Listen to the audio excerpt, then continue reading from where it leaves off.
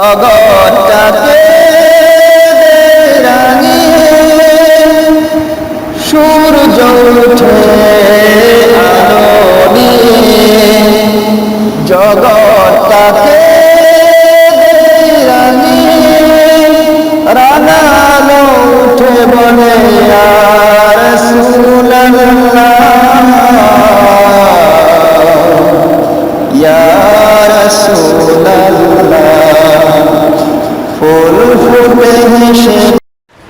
আসসালামু আলাইকুম ওয়া রাহমাতুল্লাহি ওয়া বারাকাতুহু। আলহামদুলিল্লাহি নাহমাদুহু ওয়া নুসাল্লি আলা রাসূলিহিল কারীম, আম্মা বা'দ। ফাআউযু বিল্লাহি মিনাশ শাইতানির রাজীম। বিসমিল্লাহির রহমানির রহিম। ক্বালা রাসূলুল্লাহি সাল্লাল্লাহু আলাইহি ওয়াসাল্লাম, শাবানু শাহরি ওয়া রমাদানু শাহরুল্লাহ। আলহামদুলিল্লাহ, আল্লাহ পাকের দরবারে শুকরিয়া যে ইসলামিক গ্রুপের পক্ষ থেকে আমরা সুন্দর একটি উদ্দেশ্যকে সামনে রেখে কিছু কথা বলার সুযোগ হয়েছে। তো আল্লাহ পাকের দরবারে শুকরিয়ার পাশাপাশি আপনাদের সকলকে অবগত করানোর জন্য জানাতে চাচ্ছি যে আল্লাহ রাব্বুল আলামিনের সৃষ্টি জগতের মধ্যে মহান মাস যত রয়েছে, যেমন পবিত্র মাহে রমজান, এটা অত্যন্ত মর্যাদাপূর্ণ মাস। এটা নিঃসন্দেহে এত মর্যাদা এটা আল্লাহ রাব্বুল আলামিন দিয়েছেন। আর ঠিক তেমনি ভাবেই এই শাবান মাসের মর্যাদা আল্লাহ রাব্বুল আলামিন দিয়েছেন। নবীজি সাল্লাল্লাহু আলাইহি ওয়াসাল্লাম এই মাসটিকে বলেছেন শাবানু শাহরি ওয়া রমাদানু শাহরুল্লাহ। শাবান আমার মাস আর রমজান আল্লাহ পাকের মাস। শাবান আমার মাস, এটা বোঝার জন্য আমরা আরেকটু গভীরভাবে আলোচনা করছি। নবী আকরাম সাল্লাল্লাহু আলাইহি ওয়াসাল্লামের একজন গোলাম ছিলেন যায়েদ বিন হারেসা রাদিয়াল্লাহু তাআলা আনহু। নবীজি সাল্লাল্লাহু আলাইহি ওয়াসাল্লাম বলেছিলেন, যায়েদুন গোলামি, যায়েদ আমার গোলাম। যায়েদ যদিও গোলাম, কিন্তু গোলাম কার? গোলাম হচ্ছে সেই মানুষটির, যেই মানুষটি পৃথিবীতে নিঃসন্দেহে শ্রেষ্ঠ মানব রাহমাতুল্লিল আলামিন সাল্লাল্লাহু আলাইহি ওয়াসাল্লামের গোলাম। যায়েদের গোলামের সম্পর্কটা যেহেতু বিশ্বের শ্রেষ্ঠ মানবের সাথে, সেজন্য যায়েদ যদিও গোলাম হয়, তার মর্যাদা পৃথিবীর সমস্ত রাজা বাদশার চাইতে আরো বেশি হয়ে গেল। সুবহানাল্লাহ। ঠিক তেমনি ভাবে মসজিদে নববী, যেই মসজিদে এক ওয়াক্ত নামাজ পড়লে 1000 ওয়াক্তের সমান সোয়াব হয়, 1 রাকাত নামাজ পড়লে 1000 সমান রাকাতের সোয়াব হয়, সেই মসজিদকে নবীজি সাল্লাল্লাহু আলাইহি ওয়াসাল্লাম বলেছেন হাযা মসজিদি, এটা আমার মসজিদ। এর মানে মসজিদে নববীর সম্পর্ক আল্লাহ পাকের নবী সাল্লাল্লাহু আলাইহি ওয়াসাল্লামের সাথে। সেই কারণে 1 রাকাত নামাজ পড়লে 1000 রাকাত নামাজের সওয়াব পাওয়া যায়, যা অন্য মসজিদে পাওয়া সম্ভব নয়। ঠিক তেমনি ভাবে আল্লাহ পাকের পয়গম্বর রাহমাতুল্লিল আলামিন বলেছেন শাবানু শাহরি, শাবান আমার মাস। তো শাবানের সম্পর্ক যেহেতু নবীজি সাল্লাল্লাহু আলাইহি ওয়াসাল্লামের সাথে, আর এই হাদিসটি বাইহাকি শরীফের মধ্যে আল্লাহ পাকের পয়গম্বর সাল্লাল্লাহু আলাইহি ওয়াসাল্লামের পক্ষ থেকে এটা বর্ণনা করা হয়েছে। যেহেতু মাসের সম্পর্ক নবীজির সাথে, নিঃসন্দেহে এই মাসের মর্যাদাও অনেক বেশি। আর রমজানের সম্পর্ক আল্লাহ পাকের সাথে, এটার সম্পর্ক আল্লাহ রাব্বুল আলামিনের মর্যাদা যেমন সৃষ্টি জগতের মধ্যে শ্রেষ্ঠ, রমজান মাসের মর্যাদাও ঠিক তেমনি ভাবে অন্যান্য সমস্ত মাসের মধ্যে শ্রেষ্ঠ। আনাস ইবনে মালিক রাদিয়াল্লাহু তাআলা আনহুর একটি হাদিসে পাওয়া যায়, নবীজি সাল্লাল্লাহু আলাইহি ওয়াসাল্লাম ইরশাদ করেছেন, কোরআনুল কারীমের মর্যাদা পৃথিবীর অন্যান্য সমস্ত আসমানি কিতাবের উপরে যেমন রজব মাসের ফজিলত ঠিক অন্যান্য মাসের উপরে তেমন। নবীজি সাল্লাল্লাহু আলাইহি ওয়াসাল্লাম বলেছেন, আমার ফজিলত পৃথিবীর সমস্ত আমরাদের উপরে যেমন, শাবান মাসের ফজিলত অন্যান্য সমস্ত মাসের উপরে তেমন। নবীজি সাল্লাল্লাহু আলাইহি ওয়াসাল্লাম বলেছেন, সমস্ত মাখলুকাতের উপরে আল্লাহ পাক রব্বুল ইজ্জতের মূল্যায়ন, মর্যাদা, মর্তবা যেমন, পবিত্র মাহে রমজানের মর্যাদা অন্যান্য সমস্ত মাসের উপরে তেমন। আর এই মাসটি যখন আসতো, নবীজি সাল্লাল্লাহু আলাইহি ওয়াসাল্লাম আমলের পরিধি আরো বিস্তীর্ণ করে দিতেন, আরো বাড়িয়ে দিতেন। নবীজি সাল্লাল্লাহু আলাইহি ওয়াসাল্লাম এই মাসটি আসার সঙ্গে সঙ্গে অন্যান্য মাসের তুলনায় এই মাসে রোজা বেশি পালন করতেন। একদিন তো হযরত আয়েশা সিদ্দিকা রাদিয়াল্লাহু তাআলা আনহা উম্মাহাতুল মুমিনিন তিনি বর্ণনা করেছেন, তিনি জিজ্ঞেস করলেন, ইয়া রাসূলুল্লাহ, ইয়া হাবিবাল্লাহ, আপনি যখন এই মাসটি আসে তখন এত অধিক পরিমাণে রোজা পালন কেন করেন? নবীজি সাল্লাল্লাহু আলাইহি ওয়াসাল্লাম ইরশাদ করলেন, আয়েশা, এই মাসের মধ্যে আল্লাহ রাব্বুল আলামিনের ফেরেশতা মালাকুল মউত আজরাইলের হাতে আগামী 1 বছর কারা কারা ইন্তিকাল করবে তাদের তালিকা দেওয়া হয় এবং সে বর্তমানে কি অবস্থায় সময় কাটাচ্ছে এটাও পেশ করা হয়। তো আমি চাই যে আমার এই কথাগুলো, আমার পর্যালোচনাটা যেন এমন অবস্থায় হয় যে এই অবস্থায় আমি রোজাদার। আমাদের এখানে লক্ষণীয় বিষয় হচ্ছে নবীজি সাল্লাল্লাহু আলাইহি ওয়াসাল্লাম এই মাসে অন্যান্য মাসের চাইতে অধিক পরিমাণে রোজা পালন করতেন, এটা হাদিস থেকে আমরা পেলাম। তো আমাদের সময়কে, আমাদের সুযোগকে অত্যন্ত গনিমত মনে করতে হবে। দিন সাধারণত 3টি হয়, গতকাল যা পিছনে ফেলে এসেছি, আজকের দিন যা বর্তমানে আমরা অতিবাহিত করছি, আগামীকাল যা ভবিষ্যতে আসবে। তো গতকালের দিকে যখন আমরা একটু লক্ষ্য করি তখন শুধু আমরা দেখতে পাই যে আমাদের আমলের খাতা খুবই নগণ্য, একেবারেই স্বল্প আমল। এই আমল দিয়ে আখেরাতে ভালো কিছু আশা করা যায় না। তো পেছনের দিনটি শুধু শুধু আমাদেরকে অনুশোচনায় সৃষ্টি করে দেয়, আর আগামীকালের তো ভরসা কারোই নাই, 1 মিনিটেরও ভরসা নাই। আগামীকাল কি হবে, থাকবো না মরবো, বাঁচবো, এরকম কোনো গ্যারান্টি কেউ দিতে পারে না। আর আজকে এখন যে সময়টা আমি অতিবাহিত করছি, আমরা কি কাজে কেমন করে অতিবাহিত করছি, এটা আমাদের মূল লক্ষণীয় বিষয়। সেজন্য আমরা প্রত্যেকটা সময়কেই গনিমত মনে করতে হবে, প্রত্যেকটা সময়কেই মূল্যায়ন করতে হবে। মুস্তাদরাক কিতাবের মধ্যে এসেছে, নবী আকরাম সাল্লাল্লাহু আলাইহি ওয়াসাল্লাম ইরশাদ করেছেন, ইকতানিম খামসান ক্বাবলা খামসিন, তোমরা 5টা মুহূর্ত আসার আগে, 5টি জিনিসের সম্মুখীন হওয়ার আগে 5টি জিনিসকে তোমরা মূল্যায়ন করবে, মর্যাদা করবে, তোমরা জীবনের মূল্যায়ন করবে, ইত্যাদি। নবীজি সাল্লাল্লাহু আলাইহি ওয়াসাল্লাম হাদিসটির মধ্যে ইরশাদ করেছেন, শাবাবাকা ক্বাবলা হারামিক, নিজের যৌবনকে প্রাধান্য দেবে বার্ধক্য আসার আগে। ওয়া সিহহাতাকা ক্বাবলা সুকমিক, নবীজি বলেছেন তোমরা সুস্থতাকে অসুস্থতা আসার আগেই প্রাধান্য দিবে। ওয়া গিনাকা ক্বাবলা ফাকরিক, তোমরা ধনাঢ্যতাকে প্রাধান্য দিবে দরিদ্রতা আসার আগে। ওয়া ফারাগাকা ক্বাবলা শুগলিক, নবীজি সাল্লাল্লাহু আলাইহি ওয়াসাল্লাম ইরশাদ করেছেন ব্যস্ততার পূর্বে তোমরা অবসরতাকে প্রাধান্য দেবে। ওয়া হায়াতাকা ক্বাবলা মাউতিক, এবং মৃত্যু আসার আগে হায়াতকে প্রাধান্য দেবে। এজন্য আমাদের এই প্রত্যেকটা সময়কে গনিমত মনে করতে নবীজি সাল্লাল্লাহু আলাইহি ওয়াসাল্লাম বলেছেন, ইকতানিম খামসান ক্বাবলা খামসিন। সাহাবায়ে কেরাম রাদিয়াল্লাহু তাআলা আনহুম আজমাইন এই মাস যখন আসতেন তখন ওনারা কোরআন তেলাওয়াতের পরিমাণ অন্যান্য সময়ের চেয়ে বাড়িয়ে দিতেন, বেশি বেশি কোরআন তেলাওয়াত করতেন। যাদের উপরে জাকাত ফরজ হয়েছিল ওই সমস্ত সাহাবায়ে কেরাম এই মাসেই জাকাত প্রদান করে দিতেন, যেন সামনে রমজান মাসে জাকাত পেয়ে অন্যান্য লোকেরা সুন্দর মতো রমজান মাস কাটাতে পারে। বিচারকগণ যারা কাজী ছিলেন তারা অপরাধীদেরকে ডেকে এনে বিচারের ফয়সালা করে দিতেন, কাউকে শাস্তির ফয়সালা আবার কাউকে মুক্তির ফয়সালা করে দিতেন এ মাসেই। আব্দুল কাদের জিলানী রহমাতুল্লাহ আলাই বলেছেন যে মানুষের 2টি ঈদ হয়, ঈদুল আযহা, ঈদুল ফিতর। ফেরেশতাদেরও 2টি ঈদ হয়, একটা হচ্ছে লাইলাতুল কদর আর একটা হলো লাইলাতুল বারাত, যা নিসফে মিন শাবান, শাবান মাসের অর্ধচন্দ্র রজনী।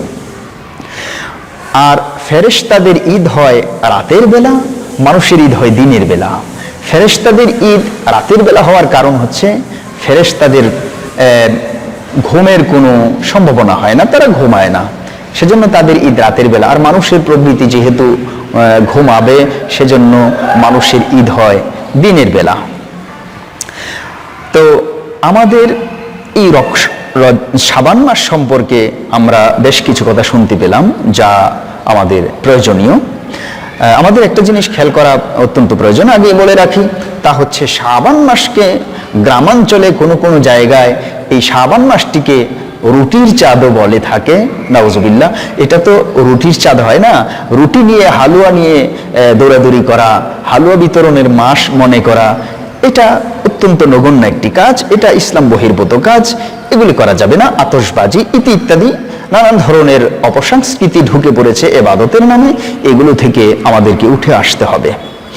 কিন্তু এই দিনটি ইতিহাসে নেই, ইসলামে নেই, আজকের এই মাসটি ইতিহাসে নেই, ইসলামে নেই, হাদিসে নেই, এরকম কথা বলা এটা কেমন যেন একটা একঘেয়েমির দিকে চলে যাচ্ছে।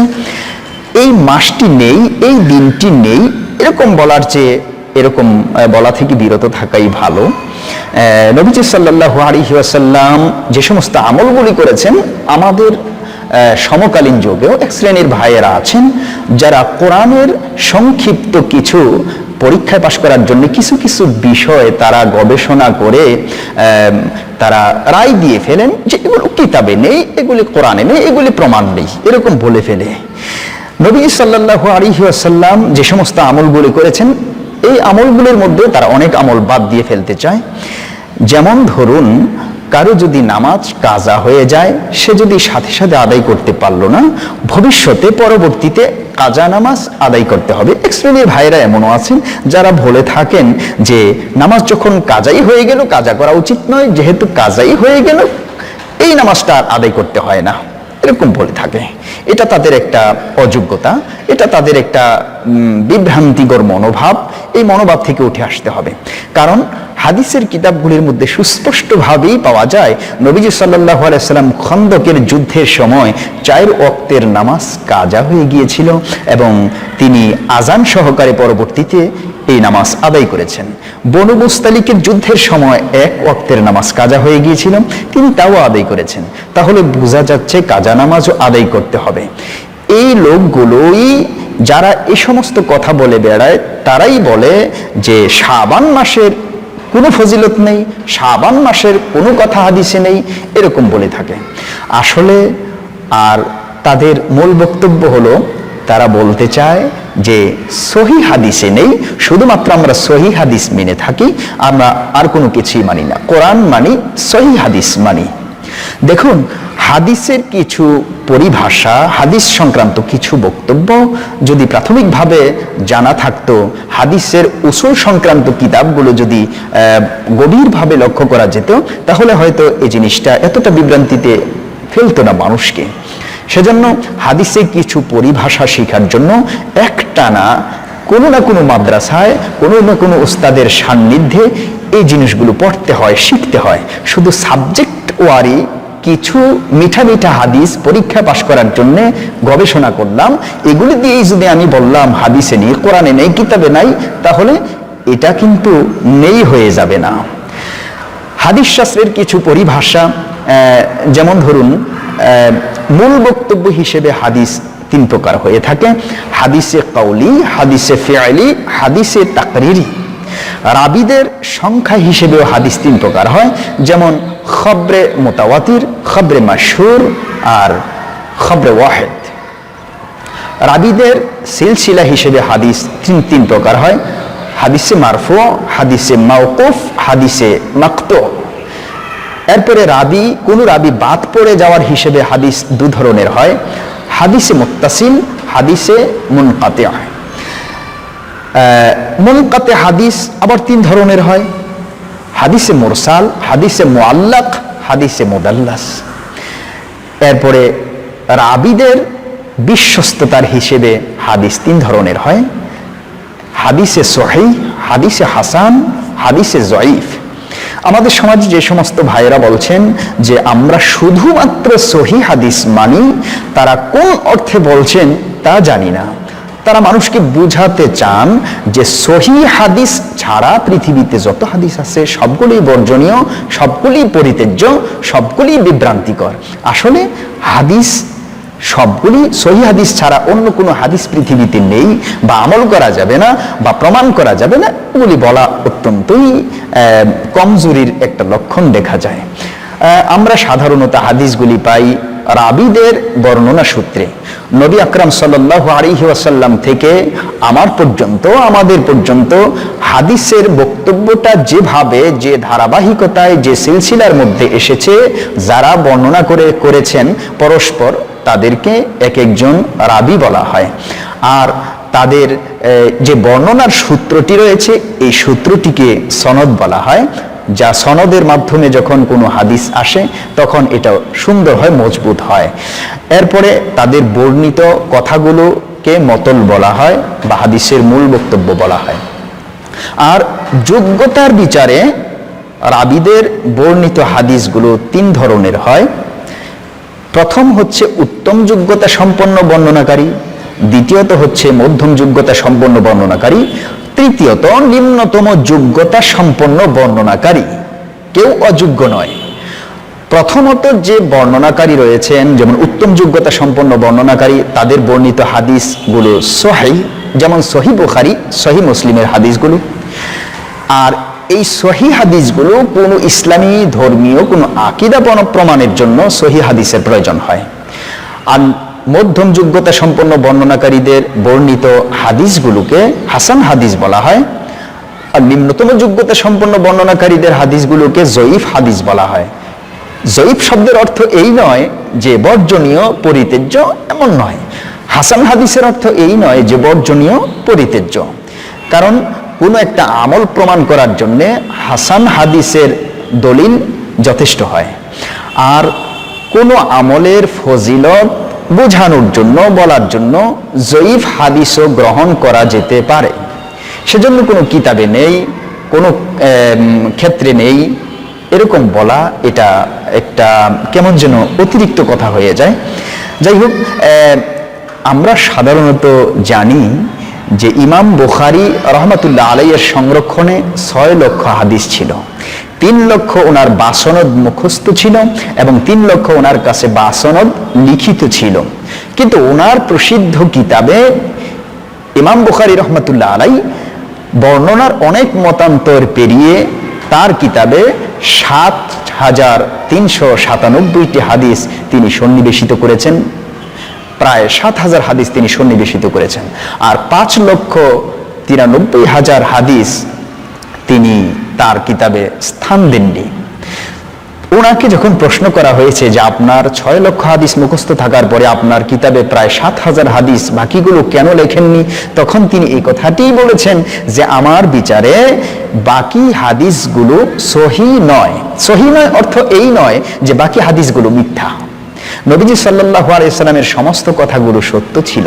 6 লক্ষ হাদিস যা ওনার কাছে সনদ সহ মুখস্থ ছিল, লিখিত ছিল, এই সবগুলি কথাই সত্য ছিল।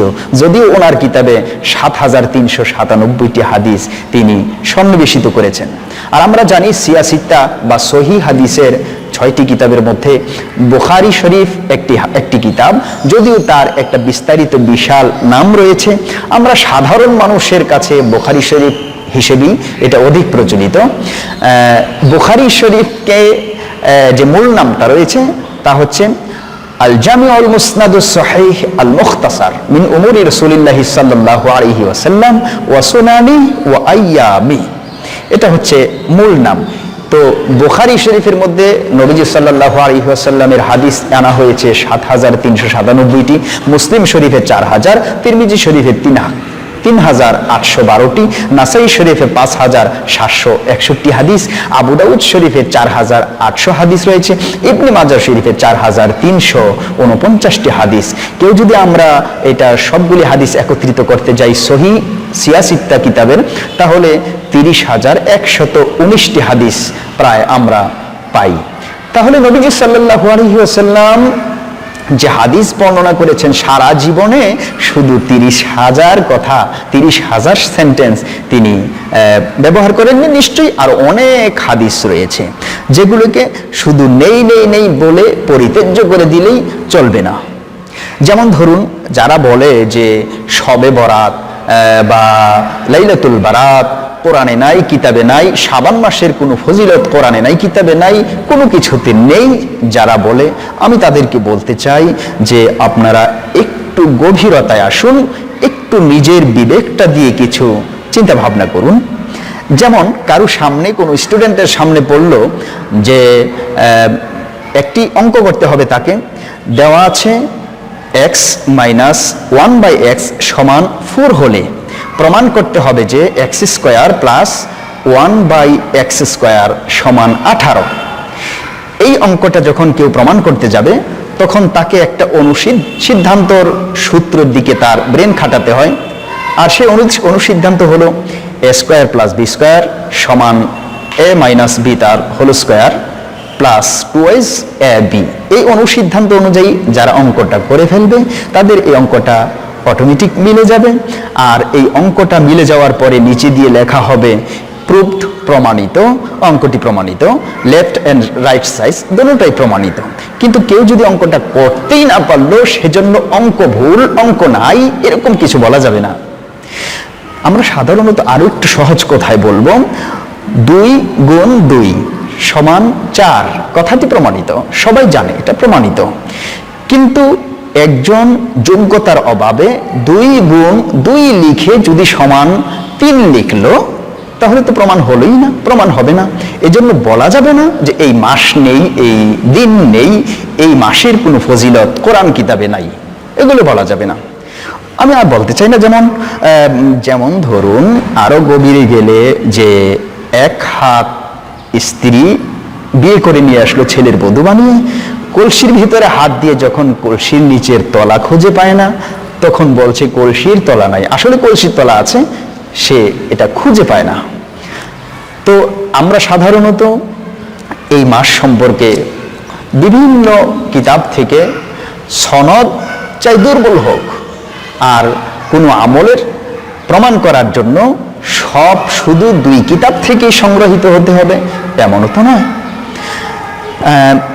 আমরা একটু সামনে যাচ্ছি, যা শবে বরাত সম্পর্কে প্রসিদ্ধ তাবী ইকরামা রহমাতুল্লাহ আলাই এবং মুফাসসিরগণের একটি বিশাল জামাত তাফসিরে রুহুল মানি, জালালাইন, কুরতুবী সহ বেশ কিছু কিতাবেই শবে বরাত বা লাইলাতুল বারাত, নিসফে মিন শাবান এই সম্পর্কে ফজিলত বর্ণিত হয়েছে। হাদিসের বিভিন্ন কিতাব থেকেও এর ফজিলত পাওয়া যায়। বাইহাকি শরীফ, ইবনে মাজাহ, মিশকাত শরীফ সহ বেশ কিছু কিতাব থেকে এর ফজিলত পাওয়া যায়। সাহাবীদের মধ্যে হযরত আলী রাদিয়াল্লাহু তাআলা আনহু, আয়েশা, আবু হুরায়রা, আনাস ইবনে মালিক রাদিয়াল্লাহু তাআলা আনহু, আবু মুসা আল আশারী রাদিয়াল্লাহু আনহু সহ 10 জন সাহাবী থেকে এই নিসফে মিন শাবান সম্পর্কে বর্ণনা পাওয়া যায়। আমাদেরকে একটা জিনিস মাথায় রাখা উচিত যে বর্ণনা পাওয়া যায় এর অর্থ এই নয় যে শুধুমাত্র সহি বর্ণনা পাওয়া যায় আর শুধু সহি বর্ণনায় পেলেই গ্রহণ করব, আর অন্য কোনো বর্ণনায়, হাসান বর্ণনায় পেলে, জয়ীফ বর্ণনায় পেলে বর্জন করা হবে, এমন নয়। কেউ যদি হাসান হাদিস আর জয়ীফ হাদিসগুলোকে জাল হাদিসের মতো মনে করে, রাদ হাদিস মনে করে, এটা একটা ভুল করবে। যাই হোক, এই মাস এবং এই মাসের মধ্যে যে রাত নিসফে মিন শাবান রয়েছে, নিঃসন্দেহে এই মাসের মর্যাদা আল্লাহ পাকের কাছে অনেক বেশি। আর কোন রাতের মর্যাদা আল্লাহ পাক দেওয়া না দেওয়া এটা মানুষের ইখতিয়ারের উপরে নির্ভর করে না, এটা আল্লাহ রাব্বুল আলামিন যে মাসকে ইচ্ছা, যে দিনকে ইচ্ছা প্রাধান্য দেন। যেমন জুমার দিন, 2 ঈদের দিন, এরপরে আশুরার দিন, ইত্যাদি বেশ কিছু দিনকে আল্লাহ পাক অন্যান্য সমস্ত দিনের উপরে প্রাধান্য দিয়েছেন। আবার রাতকেও প্রাধান্য দিয়েছেন কোন রাতকে, যেমন লাইলাতুল কদর নিঃসন্দেহে একটি মর্যাদাপূর্ণ রাত, এরপরে 2 ঈদের রাত, এরপরে লাইলাতুল বারাত, এই রাত, এগুলোকে আল্লাহ রাব্বুল আলামিন মর্যাদা দিয়েছেন। আর এই একটি রাতের মর্যাদা অনেক বেশি করে বাড়িয়ে দেওয়া না দেওয়া এটা আল্লাহ পাকের ইচ্ছায় হয়ে থাকে, এটা মানুষ ইচ্ছে করলেই হয়ে যায় না। আমাদেরকে এদিকে খুব ভালো করে লক্ষ্য রাখতে হবে। আর শবে বারাত বা লাইলাতুল বারাত, নিসফে মিন শাবানটা তারিখ প্রকাশ করে দেওয়ার একটা হিকমত রয়েছে, আর শবে কদরটা প্রকাশ না করারও একটা হিকমত রয়েছে। যে কোনো বেজর রাত্রিতে 21 তারিখের পরে হতে পারে। এর কারণ হচ্ছে আল্লাহ রাব্বুল আলামিন শবে কদরে আল্লাহ পাক মানুষের গুনাহসমূহ মাফ করে দেন, মানুষের পরকালীন অনেক মুক্তি দিয়ে দেন। তো কোন রাতে কখন মাফ করে দেন এটা যদি প্রকাশ করে দেওয়া হয়, মানুষ অনেক ইবাদত থেকে বঞ্চিত হয়ে শুধু একটি রাতের অপেক্ষায় অনেক সময় তারা অপেক্ষায় থাকতো, সারা বছর আমল থেকে অনেক দূরে থাকতো। সে কারণে আল্লাহ রাব্বুল আলামিন বিশেষ এক হিকমতের কারণেই তিনি শবে কদরকে প্রকাশ করেননি।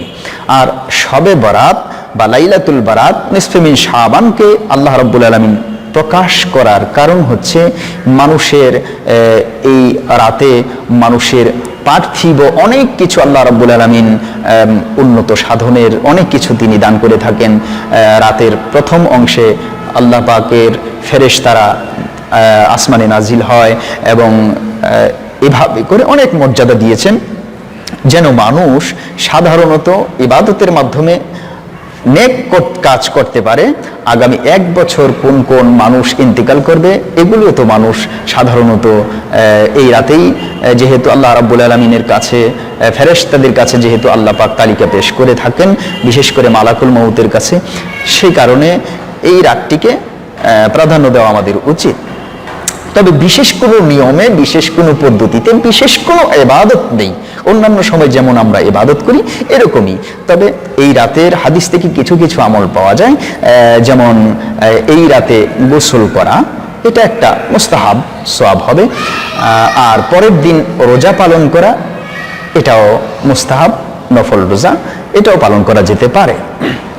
তবে গোসলের পানির ফোটার সঙ্গে সঙ্গে জীবনের গুনাহ মাফ হয়ে যাবে, সেজন্য ভিজা মাথায় গোসল করে বাড়িতে আসতে থাকা, ভিজা মাথায় মসজিদে আসা, পানির ফোটার সাথে গুনাহ মাফ হয়ে যাবে এরকম মনে করা, এটা একেবারে নিঃসন্দেহে একটা বিভ্রান্তিকর কথা। এগুলো ভ্রান্ত কথা, এগুলো করা যাবে না। এরপরে এই চাঁদটিকে যারা রুটির চাঁদ বলে থাকেন, এই রুটির চাঁদ এটা একটা অজ্ঞতা, কারণ এরকম বলা যাবে না এই মাসে হালুয়া রুটি করতে হবে, আত্মীয় স্বজন নিয়ে হই আল্লাহ করতে হবে, এরকম কোনো কথা এ মাস সম্পর্কে নেই। এগুলি নিঃসন্দেহে বাড়াবাড়ি, এই সমস্ত বাড়াবাড়িও করা যাবে না। আতশবাজি জ্বালানো, রাতে একেবারে সম্মিলিতভাবে একেবারে ডাকডোল পিটানোর মতো জাঁকজমক করে মসজিদে আসতে হবে। এরপরে কবর জিয়ারত করার জন্য ঢাকডোল পিটিয়ে যেতে হবে। হ্যাঁ, নবীজি সাল্লাল্লাহু আলাইহি ওয়াসাল্লাম কবর জিয়ারত করতে গিয়েছেন, তবে একা একা গিয়েছেন, তিনি সাহাবীদেরকে সাথে যাওয়ার জন্য উদ্বুদ্ধ করেননি, বলেননি। যেহেতু নবীজি গিয়েছেন সেজন্য আমরা একটা আমল পাই, হয়তো যাওয়া যেতে পারে, তবে জাঁকজমকভাবে নয়, সকলকে একসাথে নিয়ে যেতে হবে এমন নয়। এই রাত ইবাদত বন্দিগি করে, কোরআন তেলাওয়াত করে, তাসবিহ তাহলিল করে আমরা কাটাতে পারি। বিশেষ কোনো সূরা দিয়ে, বিশেষ কোনো নিয়মে এ রাতে 5 রাকাত, 10 রাকাত, 20 রাকাত বা 12 রাকাত, 4 রাকাত এরকম কোনো বিশেষ ইবাদত এই রাতে আমরা প্রমাণ পাই না। এ রাতে এরকম কোনো কিছু পাওয়া যায় না। যাই হোক, এই রাতে বেশি বেশি করে তওবা করা যেতে পারে, যেহেতু আল্লাহ পাক সুযোগ দিয়েছেন তওবার, সেই কারণে আমরা বেশি বেশি করে এ রাতে তওবা করব, আল্লাহ পাকের কাছে দোয়া মোনাজাত করব, চোখের পানি ছেড়ে গত পুরা জিন্দেগির জন্য আমরা অনুশোচনা করব। এরপরে আমরা নফল নামাজ এটা পড়া যেতে পারে, অন্যান্য সময় যেভাবে পড়ি, যেমন অনেকে সালাতুত তাসবিহ নামাজ এ রাতে পড়তে চায়, পড়ুক, কোনো বাধা নেই, পড়তে কোনো বাধা নেই, কিন্তু এ রাতেই পড়তে হবে এমন কোনো কথাও নেই। সেজন্য সালাতুত তাসবিহ সাধারণত এটা যেহেতু তাসবির পরিমাণ বেশি, অনেক বেশি হয়, 300 বার পড়তে হয়, সেই কারণে সালাতুত তাসবিহকে সালাতুত তাসবিহ বলা হয়। সেই কারণে এই তাসবির অধিক্য যেহেতু বেশি, এই তাসবির আধিক্যের কারণে এই নামাজটাকেই সালাতুত তাসবিহ বলা হয়। এটা সাধারণ মানুষে বা সাধারণত যে কেউ এটা পড়তে পারে, যে কোনো দিন যে কোনো রাতে পড়তে পারে, এই রাতেই পড়তে হবে এমন কোনো কথা নেই। তবে এ রাতে কেউ পড়লে এটা নিষিদ্ধ করার কোনো অবকাশ নেই। এজন্য আমাদেরকে এই রাতের ফজিলতের কথা মানতে হবে। হাদিসে এই রাত সম্পর্কে আরো অনেক কথা আছে, এই রাতকে মানতে হবে। বিশেষ কোনো ইবাদত, বিশেষ কোনো পদ্ধতি, বিশেষ কোনো নিয়ম এই রাতের জন্য নির্ধারিত নাই। বাস এতটুকুই আমাদের জানা সকলের জন্য প্রয়োজন। আল্লাহ রাব্বুল আলামিন আমাদের সকলকে সহি জিনিসগুলো, শুদ্ধ জিনিসগুলো জানা এবং তদনুযায়ী আমল করা, বাড়াবাড়ির ঊর্ধ্বে উঠে এসে এবং সারাসারির কবল থেকেও আল্লাহ পাক আমাদের সকলকে রক্ষা করুন। আখির দাওয়ানা আনিল হামদুলিল্লাহি রাব্বিল আলামিন। আসসালামু আলাইকুম ওয়া রাহমাতুল্লাহি ওয়া বারাকাতুহু।